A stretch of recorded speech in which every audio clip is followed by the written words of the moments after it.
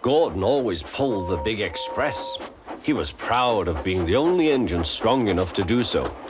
It was full of important people, like Sir Topham Hatt, and Gordon was seeing how fast he could go.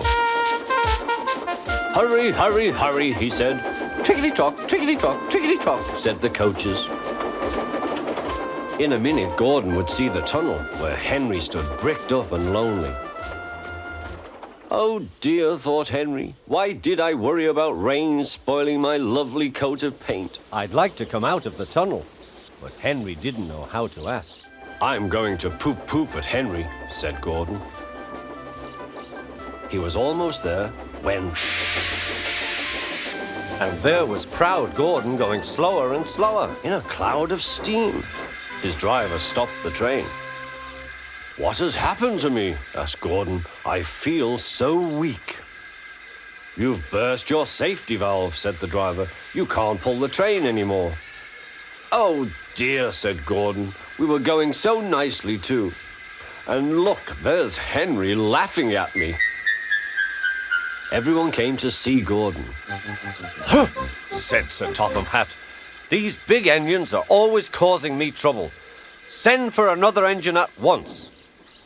While the conductor went to find one, they uncoupled Gordon, who had enough puff to slink onto the siding out of the way.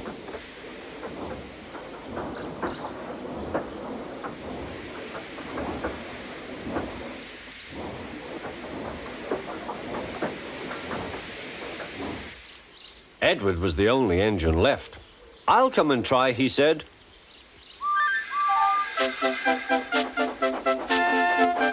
"Huh," said Gordon. "That's no use. Edward can't push the train."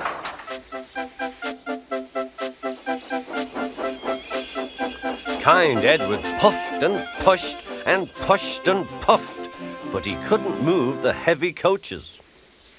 "I told you so," said Gordon. "Why not let Henry try?" "Yes," said Sir Topham Hatt, "I will." "Will you help pull this train, Henry?" he asked. "Oh, yes," said Henry.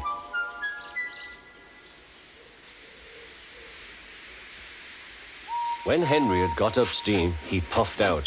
He was dirty and covered with cobwebs. "Oh, I am stiff, he groaned. "Have a run to ease your joints and find a turntable," said Sir Topham Hatt.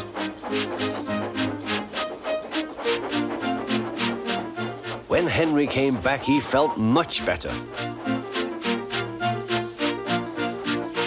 Then they coupled him up. "Peep, peep," said Edward, "I'm ready." "Peep, peep, peep," said Henry, "so am I." "Pull hard, we'll do it. Pull hard, we'll do it." They puffed together.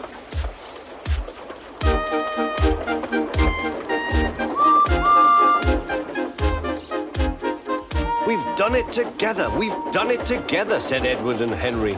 "You've done it, hooray! You've done it, hooray!" sang the coaches. Everyone was excited. Sir Topham Hatt leaned out of the window to wave at Edward and Henry. But the train was going so fast that his hat blew off into a field, where a goat ate it for tea.